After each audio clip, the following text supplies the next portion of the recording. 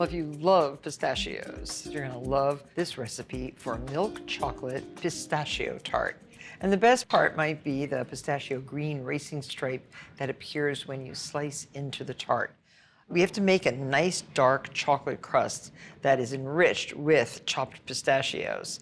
It's 3/4 of a cup of all-purpose flour with 1/4 of a cup of Dutch processed cocoa, which is a cocoa powder that's treated with an alkali such as potassium carbonate to neutralize the natural acidity of cocoa. To the cocoa and flour, add 1/4 of a teaspoon of salt and 1/3 of a cup of chopped pistachios. To me, one of the best nuts ever. I visited Morocco where they harvest lots and lots of pistachios, and in the marketplaces, pistachios as large almost as walnuts. California grows very nice pistachios also. Now, for the rest of the crust, beat at room temperature 1 stick of butter, 1/2 cup, and mix that with 1/4 of a cup of granulated sugar. This is like a rich cookie dough crust. That's easy to make, very delicious, and easy to fit right into a tart shell. 1/2 teaspoon of good vanilla. It's always good vanilla. And add your dry ingredients.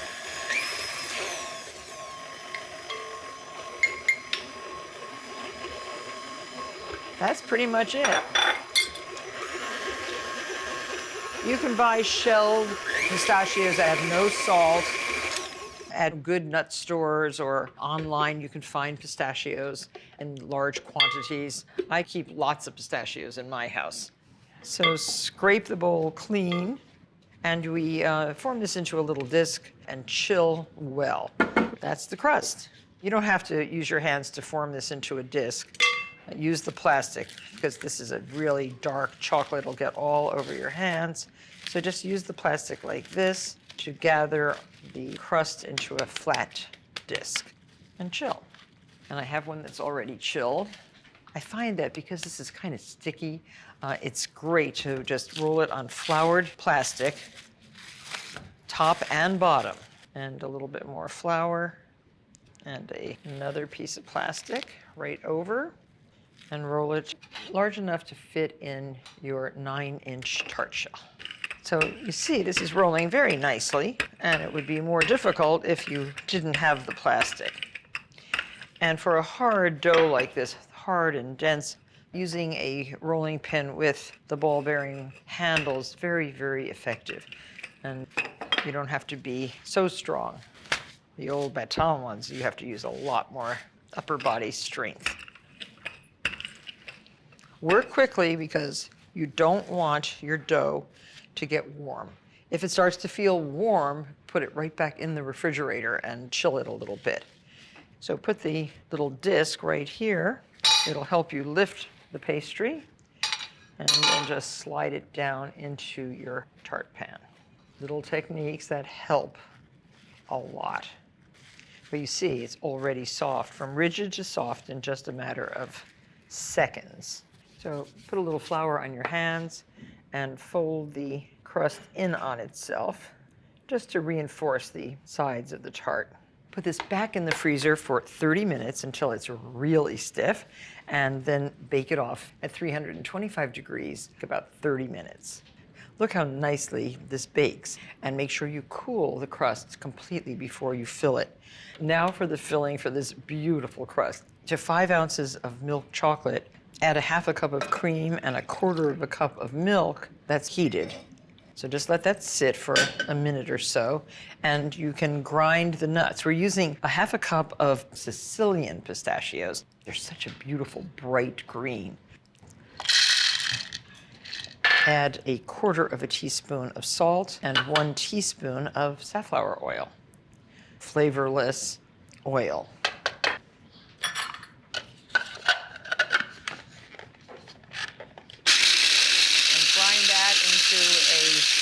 Almost a paste. And to the ground nuts, now add 1/4 cup of sugar.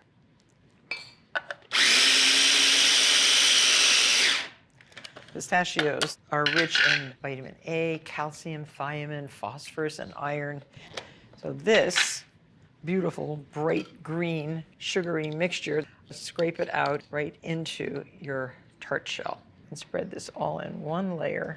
Now it's very important to press this down firmly. And you can use the back of a cup like this. Be careful with the handle that you don't crush your lovely crust. So that's pressed in. Now, how is the chocolate doing? I think it's melted. Now add 1 large egg, slightly beaten to your milk chocolate. Mix that together, and your oven should be preheated to 300 degrees. And just pour that right on top of your pistachio base and bake this for 30 to 35 minutes. The moment of truth, getting the delicate cookie crust out of the ring. And look, a few little crumbs. What a pretty tart. This is cooled.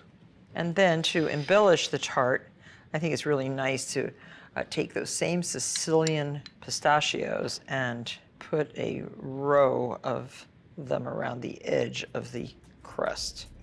You could put that in the window of any bakery. And can you see that beautiful little green stripe underneath the chocolate?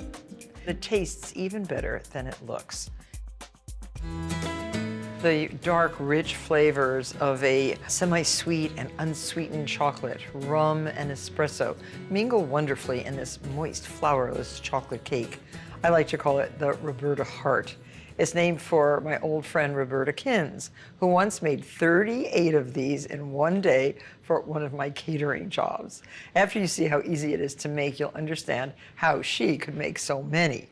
First thing to do is to melt the chocolate. And we use 1.5 tablespoons of espresso powder in 6 tablespoons of hot water. Stir that well and add that to 21 ounces of semi-sweet chocolate, which had been broken up, and 3 ounces of unsweetened chocolate, just to add a little bit more depth of flavor. Put this over simmering water, so you've simulated a bain-marie, and stir it every so often until it melts smooth and glossy. 6 tablespoons of dark rum added to your chocolate. Semi-sweet chocolate contains 60% chocolate liquor and 40% sugar. So let that sit there and melt just by itself. And now into 9 large eggs, add 3/4 cup of granulated sugar and whisk all together. And then you're going to heat this also over simmering water until all the sugar is dissolved. You're going to beat it until it's light and frothy. So just put your bowl right over simmering water. So we have the eggs warming, we have our chocolates melting. Now this is heavy cream, 1.5 cups with a tablespoon of sugar and about a tablespoon of vanilla. This is whipped to a nice stiffness. And this is going to be folded into the whole thing before we bake the Roberta Heart. I think the sugar is completely dissolved.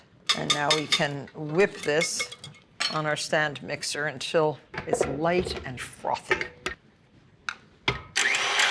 This has to beat for approximately 5 minutes. So look what's happened to our eggs. It has tripled in volume. And I'm going to add chocolate. So this is like a cake when it's finally finished without any flour. This was one of our most popular and most asked for desserts when I ran my catering business, which was called the uncatered affair. The idea being that a hostess never had to say who had done all the cooking. And now fold in your whipped cream. Okay, so I can now pour this into our prepared pan. This is a 10 by 2-inch heart, buttered and then lined with parchment paper. And then everything is buttered again. Make sure you've preheated your oven to 350 degrees. Now carefully place this in your roasting pan, at least 2 inches deep. This is going to be a water bath. Put boiling water so it comes about 1 inch up the pan and then pop it into the oven for approximately 1 hour until a toothpick inserted in the center comes out clean. When it comes out of the oven, let it cool in the water bath. When it is cool, refrigerate overnight.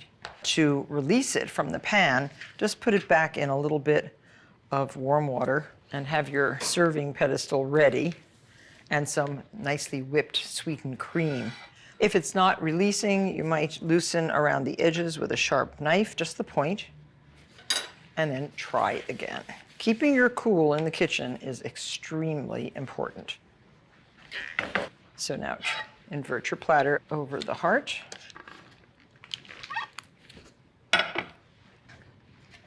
How beautiful. And now remove the parchment from around the perimeter of your heart. You see how moist and chocolatey and gorgeous this is? Just brush away any crumbs. I'm going to pipe a beautiful ruffled edge all the way around with whipped cream, and this covers any unevenness.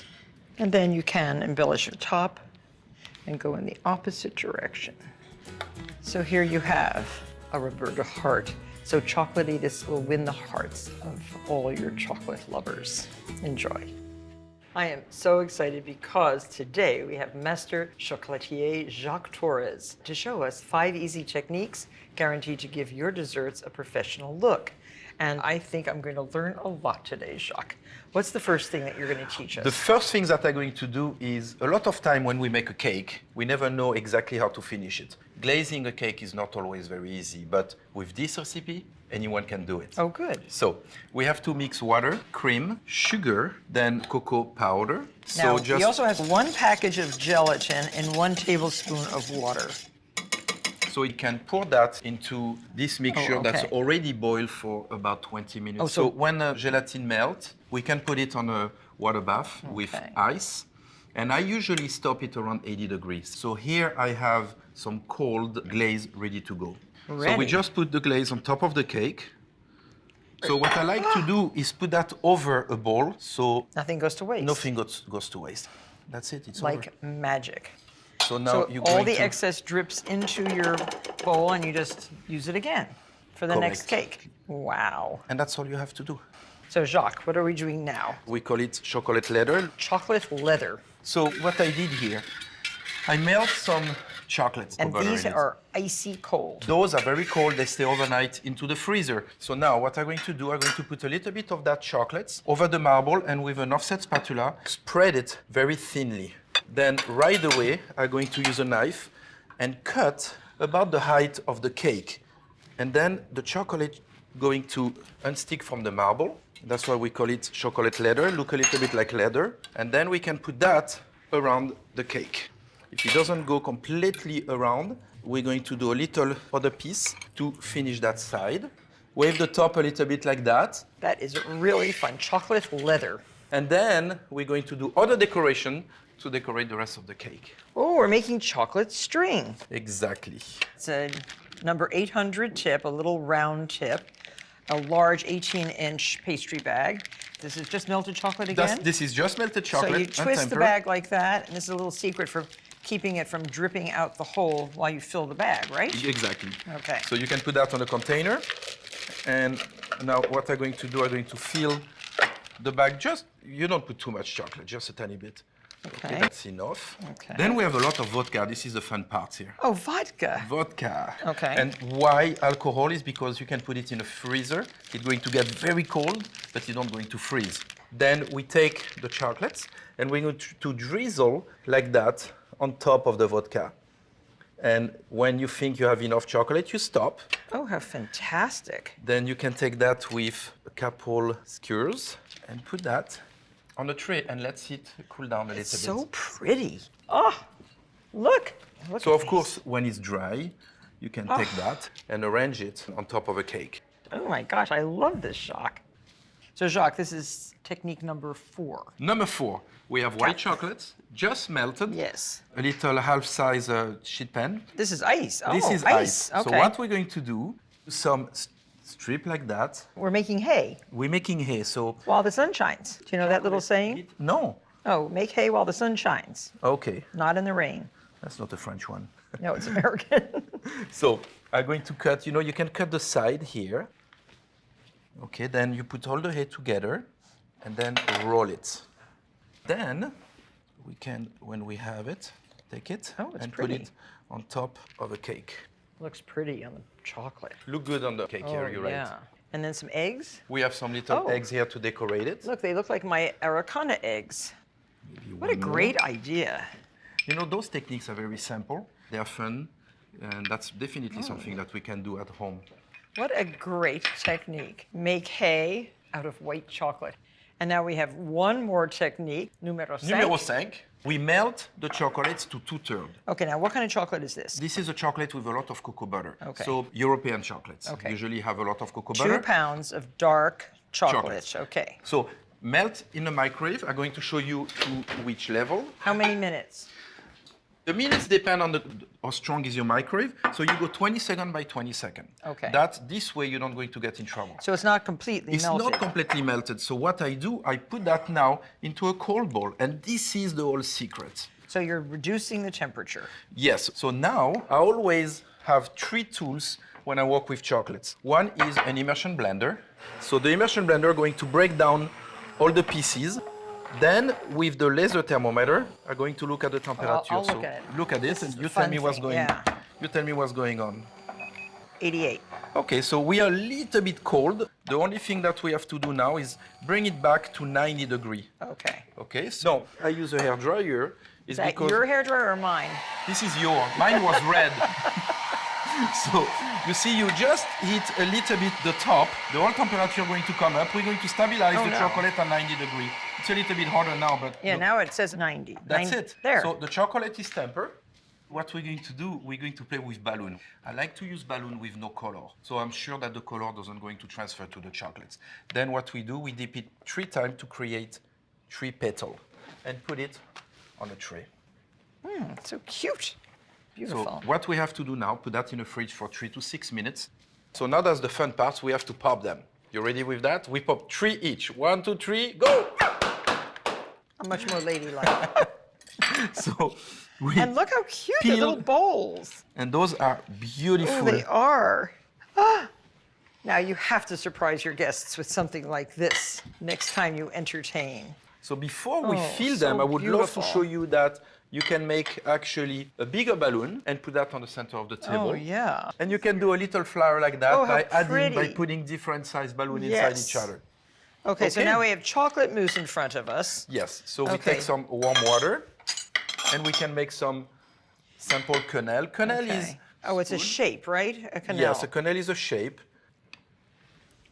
Okay, so we have little quenelle and then we have whipped cream. And we can put a dollop of cream on top, or fruit if you like. A little bit of peach will be delicious with that. Oh, wow. It's really nice. And again, I really think that those techniques are really easy. Anyone can do some beautiful dessert at home. You can, and we will. Thank you very much for coming here. It's my pleasure, always. And sharing fun and easy chocolate embellishments. Thank you, Jacques. Merci, merci Martha. Biscotti, which means twice baked in Italian, are crunchy cookies baked in a loaf, sliced and baked again. My favorite recipe for them is chock full of hazelnuts with a double dose of chocolate, perfect for dunking in your favorite coffee. And they're not really hard to make once you master the technique.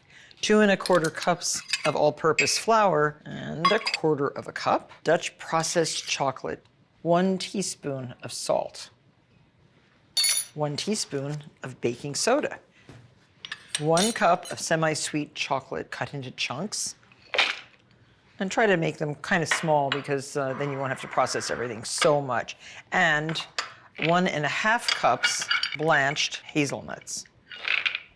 And now just pulse and chop until the largest piece is like a small pea. There. Lovely. This is going to go into the batter. Now, in a stand mixer, 4 large eggs, beaten until it's light and forms a ribbon. 1 1/2 cups of sugar. Add the sugar in a steady stream. Let's check to see if this falls nicely into a ribbon. And notice the color. It's really changed color. It gets kind of a creamy, pale yellow. Lovely. So now add 1 cup of semi-sweet chocolate chunks and the dry ingredients. This is a kind of a wet dough. It's chunky, has good texture, but it will absorb more of the liquid into the flour. There. So now on a generously floured surface, put your dough. You have to form 4 loaves that are 2 inches by about 10 inches long. Your bench scraper's a very good tool for this. In a bakery, they would certainly use a scale to make sure that each loaf is the same, but you can be a little inaccurate. So cut this in half, and half, and half. So you want a loaf about 10 by 2. And you don't want a whole lot of excess flour. I'll brush it off with a brush when I'm finished here, but it's already darkening, absorbing into the dough. Now just brush off the excess. With a little bit of egg white, brush the surface. These will flatten as they cook, and after they cook the first time, you cool them, and then you slice them and cook them again. That's that biscotti. So here, sprinkle with sanding sugar. This is a very granular, sparkly sugar that brightens up the surface of any baked good, and it looks so pretty. There. So 350 degrees, rotating halfway through until the logs are just firm to the touch, about 20 to 24 minutes. So the biscotti have cooked for about 24 minutes, cooled for another 20 minutes, and these are the loaves. They tend to stick a little bit to the parchment, but that's okay. Some of the sanding sugar is loose. That's okay. Now slice these flat loaves into strips, about approximately a half an inch or 3/8 of an inch. And then this is what's going to be baked again on a rack. Look how gorgeous these look. Now you bake this again for about 20 minutes longer until the biscotti is completely dry through and through. So this is the biscotti after it has been baked the second time. Biscotti can be kept in an airtight container for up to a week. When it comes out of the oven after that second baking, just cool them on a rack. The combination of chocolate and hazelnut just can't be beat. I hope you'll try these recipes out on your favorite chocoholic. See you next time on Martha Bakes, and thanks for watching. Place 4 ounces of chopped milk chocolate in a bowl. Heat 1 cup heavy cream and 3 tablespoons of sugar over medium heat until the sugar is dissolved. Pour cream mixture over chopped chocolate and stir until melted and smooth. Let cool. Transfer the chocolate mixture to an electric mixer fitted with whisk attachment. Whisk along with 1 cup of heavy cream until thick and fluffy. Sandwich whipped cream between 2 chocolate cookies for a delicious dessert treat.